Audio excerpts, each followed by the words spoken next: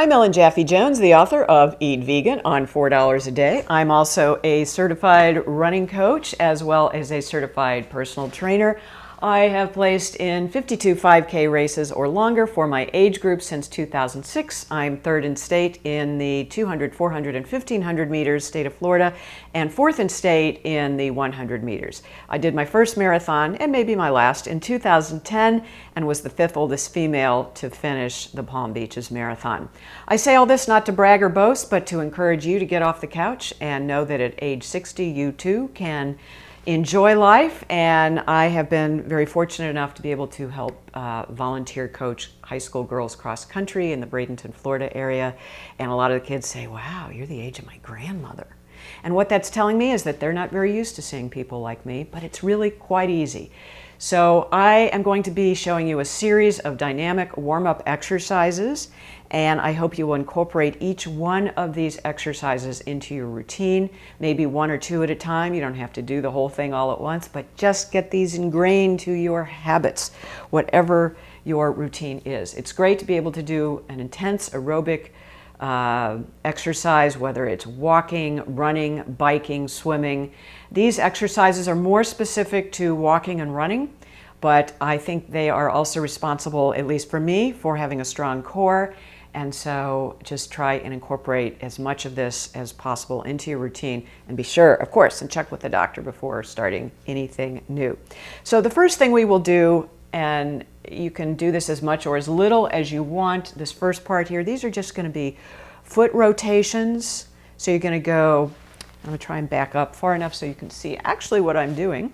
So you don't have to balance on one foot, but we're going to go 5 rotations in each direction, just first from the ankle. And the idea here is just to get the blood flowing into your extremities and the muscles that you're going to be using. So you're switching feet, switching directions as you do 5 rotations. Hopefully you've done a 20-minute warm-up, just a slow jog or a walk, whatever it is that really gets the total blood flowing into all of your extremities. You never want to do these dynamic exercises or any exercise without having done some kind of warm-up first.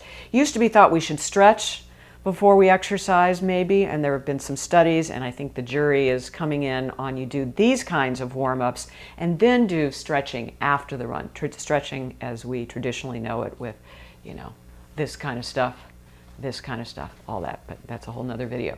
All right, so after we have rotated our ankles, we put our knees together and rotate in one direction, just the knees. Now, of course, your whole lower body is going to be moving, but we're just really trying to focus on the specific joints that are going to be working. And then your hips will be rotating in one direction, and then we rotate this way, and then we do shoulder rotations forward, 5 of each of these, and then 5 backwards like this with the shoulders.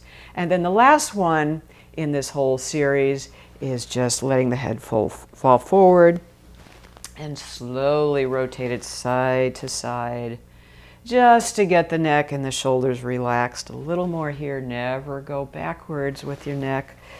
Yep, if you have any tendency toward fragile bones or vertebrae issues, it's just better to keep these neck rolls going forward. Okay, and if you want to add it, if you don't have any knee issues going on, you can add pogo hops to this. So do 10 of these and then way high up in the air like that if you want to. Now, when was the last time you did pogo hops or skipping? We're going to incorporate all of that into our warm-up routine. I'm Ellen Jaffe Jones. I gotta run.